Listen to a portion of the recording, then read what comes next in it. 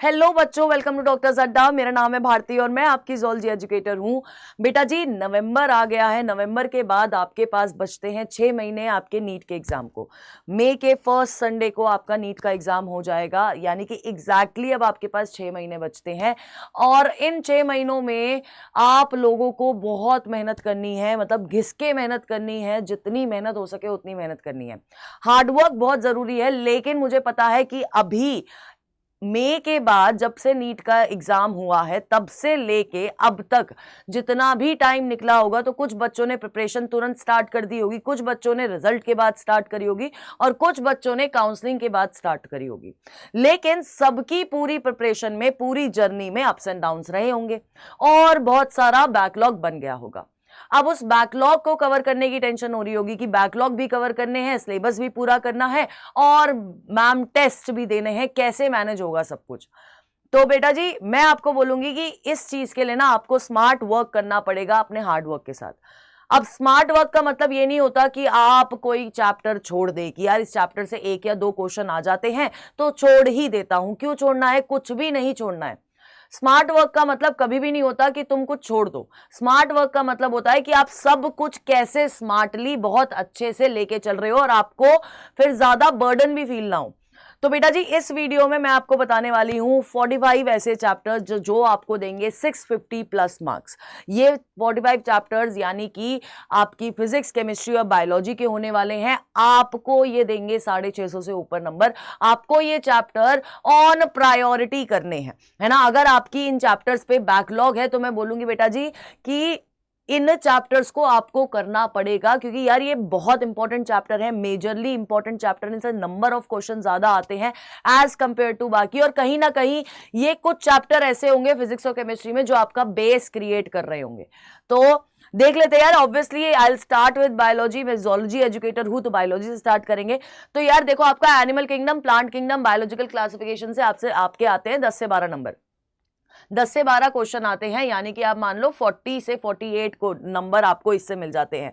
Human physiology पूरे 6 chapter है। 6 chapter में भी मैं आपको बोल देती हूँ, बॉडी फ्लूइड्स, लोकोमोशन और केमिकल कंट्रोल से मैक्सिमम नंबर ऑफ क्वेश्चन आते हैं। उसके बाद ब्रीदिंग होता है, उसके बाद एक्सक्रीशन होता है और फिर आपका न्यूरल कंट्रोल होता है, क्योंकि न्यूरल कंट्रोल से बहुत सारा पोर्शन हटा दिया गया है। ठीक है, तो इस चैप्टर से, इस पूरी यूनिट से आपके 11 से 12 क्वेश्चन आते हैं या फिर इससे ज्यादा भी आ जाते हैं बहुत बार।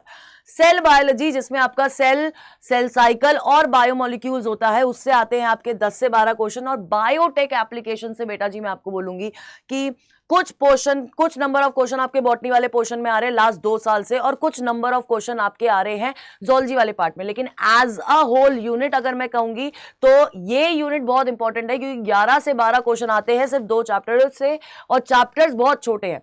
तो ये एक स्कोरिंग चीज है जिससे आप स्कोर कर सकते हो।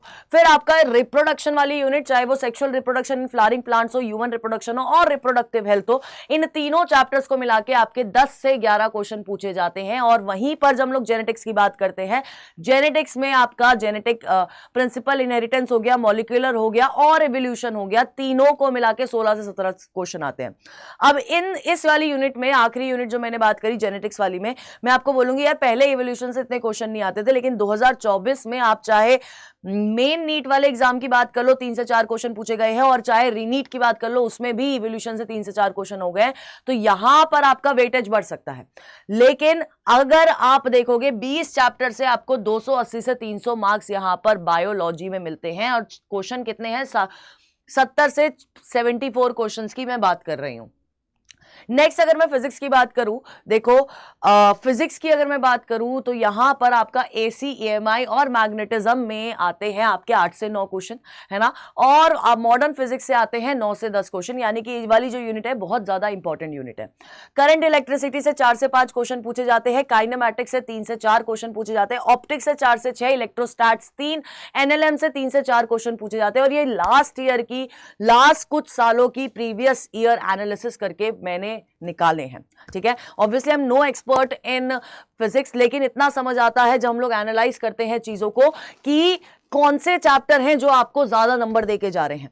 तो ये टोटल 14 चैप्टर है और ये 14 चैप्टर आपको 140 से 145 मार्क्स देते हैं। फिर आ जाते हैं, बात कर लेते हैं केमिस्ट्री की। केमिस्ट्री की बेटा जी अगर हम लोग बात करेंगे तो आपका पीरियोडिक टेबल, केमिकल बॉन्डिंग से 9 से 10 क्वेश्चन आते हैं, 2 चैप्टर है, 9 से 10 क्वेश्चन बहुत सारा नंबर हो जाता है इनऑर्गेनिक केमिस्ट्री का। कोऑर्डिनेशन केमिस्ट्री आपका डीएनएफ ब्लॉक से भी आते हैं 7 से 8 क्वेश्चन, मोल कंसेप्ट, एटॉमिक स्ट्रक्चर और सोल्यूशन से आते हैं 6 से 7 क्वेश्चन। फिर आ जाती है बात आपकी ऑर्गेनिक केमिस्ट्री की, जिसमें अगर मैं एलो अल्केन एलोअरीन्स की बात करूं, अल्कोहल फिनॉल की बात करूं, एल्डिहाइड वाले की बात करूं, जीओसी की बात करूं, चाहे हाइड्रोकार्बन्स की बात करूं, आपके इन टोटल 14 से 16 क्वेश्चन इस चैप्टर से, इस सारे चैप्टर से पूछे जाते हैं। फिर आपका केमिकल काइनेटिक्स वाला जो चैप्टर है, यहां से पूछे जाते हैं 2 से 3 क्वेश्चन, और इनमें भी आपके न्यूमेरिकल फॉर्म में ज्यादा आते हैं या कंसेप्चुअल क्वेश्चन आएंगे।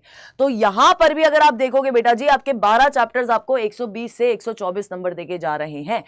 अब आप खुद सोचो कि अगर आप, मतलब अगर मैं देखूंगी ना बेटा जी, तो आधा सा सिलेबस है, लेकिन आपको मार्क्स इतने दे रहा है क्योंकि बाकी सारे चैप्टर से इतने क्वेश्चन नहीं आते हैं। कुछ कुछ चैप्टर्स बहुत अनसर्टेन होते हैं, जैसे कि फॉर एग्जांपल आप बायोलॉजी में ही ले लो, स्ट्रक्चरल ऑर्गेनाइजेशन वाला जो चैप्टर है बेटा जी, उससे ऐसा भी हुआ है कि 1-1, 2-2 क्वेश्चन पूछा गया है, लेकिन उससे ऐसा भी हुआ है किसी साल 6 क्वेश्चन भी पूछे गए, 7 क्वेश्चन भी पूछे गए, और ये मैं आपको करवा चुकी हूं पीवाईक्यू वाले सेशन में, पीवाईक्यू पावर जो हमारा चल रहा है। तो आप कुछ खुद सोचो कि कुछ अनसर्टेनिटी वाले चैप्टर्स हमारे पास होते हैं, लेकिन ये फिक्स चैप्टर्स है जिनसे हर साल इतने नंबर ऑफ क्वेश्चन पूछे गए हैं। तो अगर मैं एवरेज निकाल के भी देखूं तो ये कुछ 45 चैप्टर्स है जो आपको 650 से ऊपर नंबर दे रहे हैं।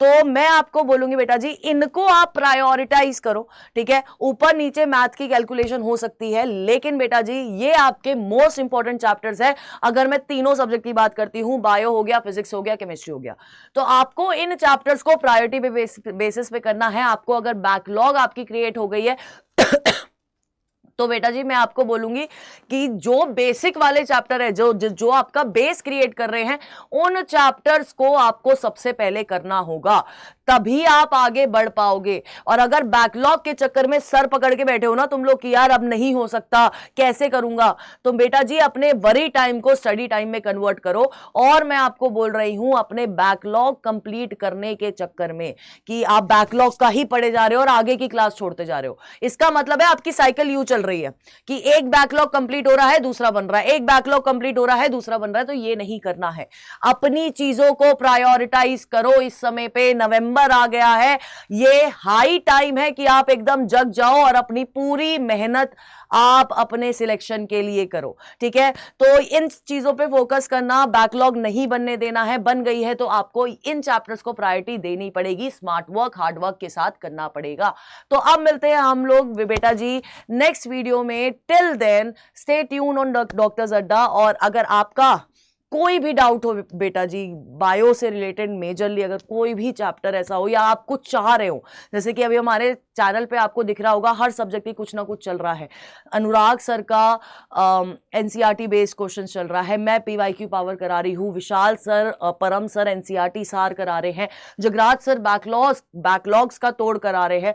तो हर टीचर कोई ना कुछ ना कुछ करा रहा है बेटा जी। तो मैं आपको बस इतना सा बोलूंगी कि इन चीज़ों को देखो, हर तरफ आपके पास रिसोर्सेज है और फॉलो करो, ठीक है। तब तक के लिए स्टे ट्यून ऑन डॉक्टर्स अड्डा। आप लोग बता दीजिएगा, इन सब चीज़ों के अलावा भी आपको कुछ चाहिए तो हम लोग ज़रूर लेके आएंगे।